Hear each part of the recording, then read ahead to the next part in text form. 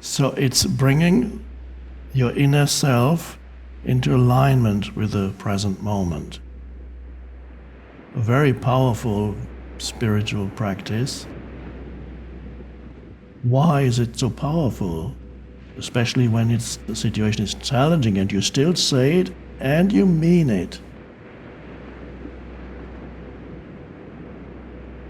Because everything that sustains the person, the exclusively personal sense of self, in that act of complete surrender to what is, the personal sense of self gives way to a deeper, transcendent sense of self, which the Buddhists call no self.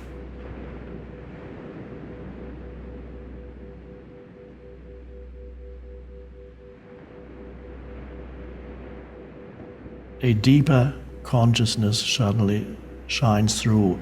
So really, it's a kind of denying your form identity. Doesn't mean you don't have it anymore, but you are no longer trapped exclusively in your form identity. The form identity is strengthened the more you can be in opposition to what is, the stronger your form identity, me, the person, the me.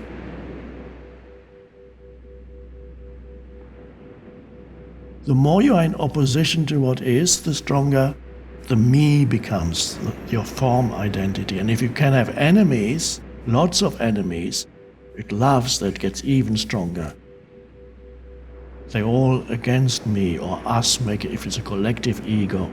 Collective ego loves its enemies, can't actually survive without them.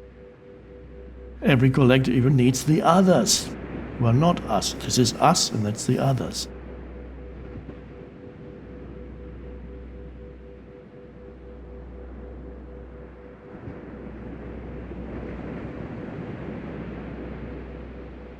So that's the wonderful thing, that the person, the exclusively personal sense of self, becomes weakened,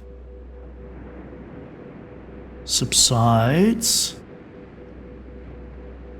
and something else emerges when you are no longer habitually oppose what is. Something emerges that is deeper than the personal sense of self. The transcendent dimension, presence, whatever we want to call it.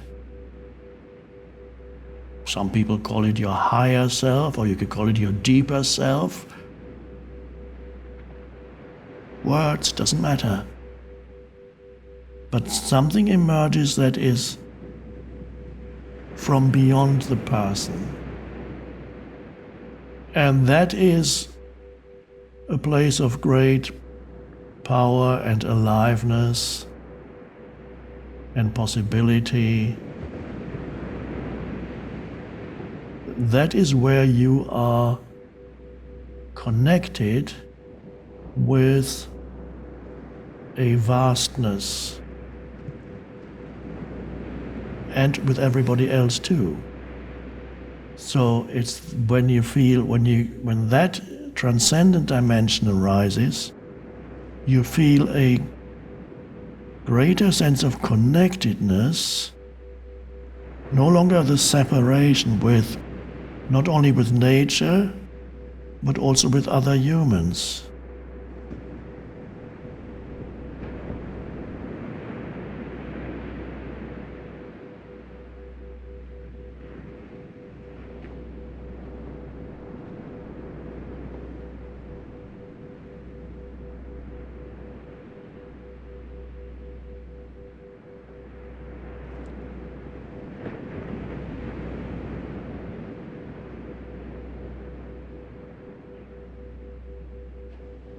You no longer feel the otherness of the other.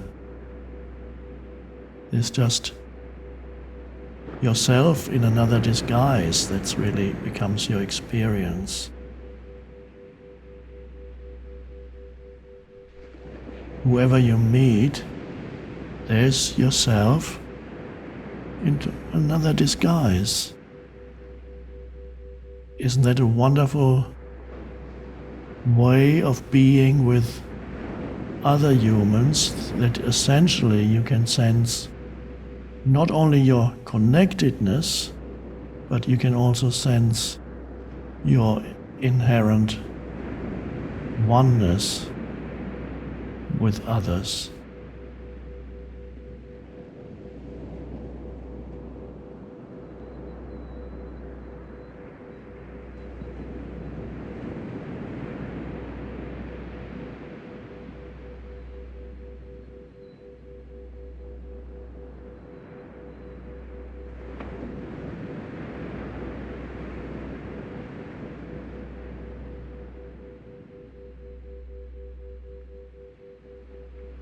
So that is why